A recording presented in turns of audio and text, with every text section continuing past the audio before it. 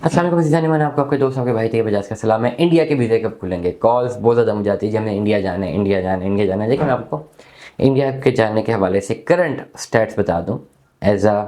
अगर आपका कोई ख़ास वहाँ पे काम नहीं है, आपने सिर्फ विजिट वीज़ा पे जाना है, तो करंट जिस वक्त मैं वीडियो रिकॉर्ड कर रहा हूँ उस वक्त हमारी नॉलेज यही है कि अगर आप इंडियन एम्बेसी की वेबसाइट पर जाते हैं और अप्लाई करने की कोशिश करते हैं इंडियन वीज़ा, तो वो बंद हुआ है, वो आपको नहीं मिलता। आपको इंडिया का वीज़ा नहीं मिलता। मेरी ज़ाती नॉलेज के मुताबिक यही है ऑन पाकिस्तानी पासपोर्ट। मैं गलत भी हो सकता हूँ, लेकिन करंट सिनेरियो में तो ये है कि आपको इंडिया का वीज़ा नहीं मिलता। डिफरेंट ऐसे केसेस भी हैं जिन्होंने मेडिकल के लिए अप्लाई करना था, वो अप्लाई कर रहे थे लेकिन उनको भी वीज़ा नहीं मिल रहा था इंडिया का। ठीक है, तो बहुत सारे लोग मुझे रब्ता करते हैं कि हमने घूमने फिरने के लिए जाना है, क्या हम इंडिया का वीज़ा अप्लाई कर सकते हैं? तो इस वक्त स्ट्रेट फॉरवर्ड मेरी डोमेन में तो ये है कि नहीं है वीज़े, क्योंकि हम लोग डिपेंडेंट हैं। ओवरऑल लोग ये समझते हैं कि कंसल्टेंट्स के पास वीज़े पड़े होते हैं। ये बड़ा एक रॉन्ग कॉन्सेप्ट है कि किसी के पास भी जाएंगे दफ्तर में, उसे कहेंगे जी पैसे पकड़े, वो वीज़ा पकड़ा देगा। This is not like that. Embassy में किसी भी मुल्क में जाने के लिए अगर आपने वहाँ पे जाना है तो आप वीज़ा अप्लाई करते हैं। वीज़ा अप्लाई करने के लिए आपने उस मुल्क की एम्बेसी में जाना होता है।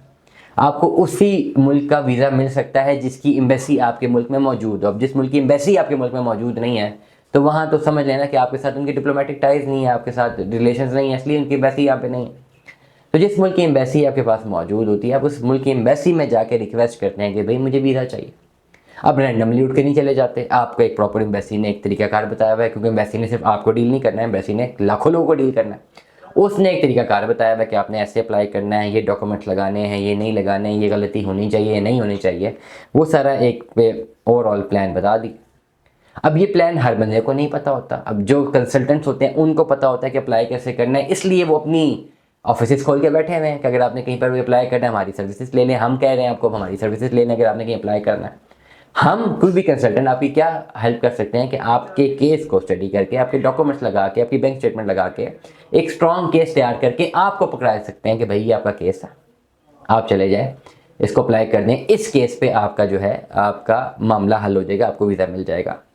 लेटर सपोज एक वकील से आपको केस तैयार करवाते हैं, अगर आपने कोई अदालत में कोई चीज़ प्रेजेंट करनी है या अदालत में आपने कोई एप्लीकेशन फाइल करनी है, तो वो आप खुद करेंगे तो उसमें गलतियाँ होंगी, वो एक्सेप्ट नहीं करेगा। लेकिन वकील के थ्रू करवाएंगे, उसको पता है कि कौन सी वर्डिंग यूज़ करनी है, कौन सी नहीं करनी, कौन सा फॉर्मेट रखना है, कौन सा नहीं रखना। वकील के थ्रू करवाएंगे तो वो ज़्यादा चांसेस है कि एक्सेप्ट हो जाएगी। किसी भी मुल्क में जब आप अपना वीज़ा एप्लीकेशन प्रोसेस करते हैं, उसकी एम्बेसी में जाके आपको करना है।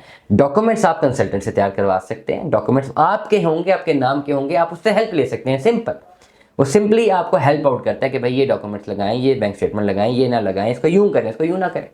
वो चीज़ लेके आपने प्रेजेंट हो जाना होता है एम्बेसी में। आज ऑनलाइन दौर है, हर एम्बेसी का जो एप्लीकेशन है वो आपने ऑनलाइन फाइल करनी होती है। आप ऑनलाइन जाते हैं, ऑनलाइन आप अप्लाई करने के प्रोसेस में जाते हैं, वहाँ पे ऑनलाइन फॉर्म फिल करते हैं, वही डॉक्यूमेंट्स फिल करते हैं। अब ये प्रोसेस ज़्यादा मुश्किल है एक लेमैन इंसान के लिए, इसको नहीं पता। उसको फिर कंसल्टेंट की एडवाइस चाहिए कि प्रॉपर्ली आप जो है फिल करके दें। वो फिल करके सबमिशन कर दिया, ऑटोमेटिकली एम्बेसी के पास आपकी रिक्वेस्ट चलेगी। और जब आप अप्लाई करते हैं तो आपको एम्बेसी की फीस भी जमा करानी।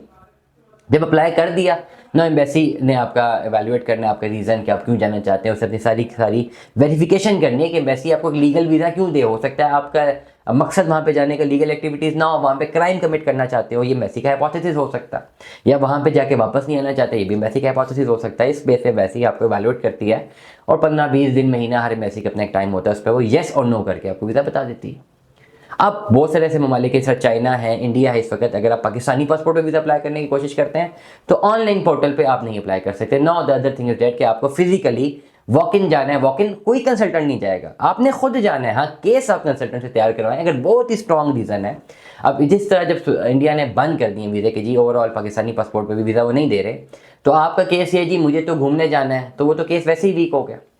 कोई बहुत स्ट्रॉन्ग केस हो सकता है, कोई स्ट्रॉन्ग मामला हो सकते हैं कि फैमिली मैटर्स हैं, ये है, तो उसको भी प्रिसाइसली जो है प्रॉपरली इन्होंने स्टडी करना है इंडियन एम्बेसी ने, और फिर आपको जवाब देना है। उसके लिए आप एक हार्ड कॉपी के साथ एम्बेसी जा सकते हैं। फाइल अपना जो केस बेशक आप किसी से भी तैयार करवा सकते हैं, लॉयर से करवा सकते हैं, कंसल्टेंट से करवा सकते हैं, आप लॉयर से भी करवा सकते हैं। वो करवाने के बाद आपको फिर खुद प्रेजेंट होना है एम्बेसी में, और जाके आप वॉक इन करके जाके अपना केस जमा करवाते हैं। वहाँ पे इफ़ एम्बेसी वांट्स कि वो आपके केस को कंसिडर करे तो कर सकती है, नहीं तो वो रिफ्यूज़ कर सकती है। इसके अलावा कोई और लीगल एस्पेक्ट है ही नहीं, प्रोसीजर यही है। और मैं ये ब्लॉग कर इसलिए रहा हूँ कि बहुत सारे लोगों को प्रोसीजर्स पता ही नहीं है। लोग समझते हैं ऑफिस में पड़े हैं वीज़े, बस कहीं जाना है, पैसे देने हैं और वीज़ा ले आना है, पासपोर्ट देना है, वीज़ा लग जाएगा। ऐसा नहीं होता। You have to go by book और आपने एक प्रॉपर SOPs को फॉलो करना है। दुआ में याद रखिएगा, अपना बहुत सारा ख्याल रखिएगा। स्टे ट्यून में। अल्लाह हाफिज़।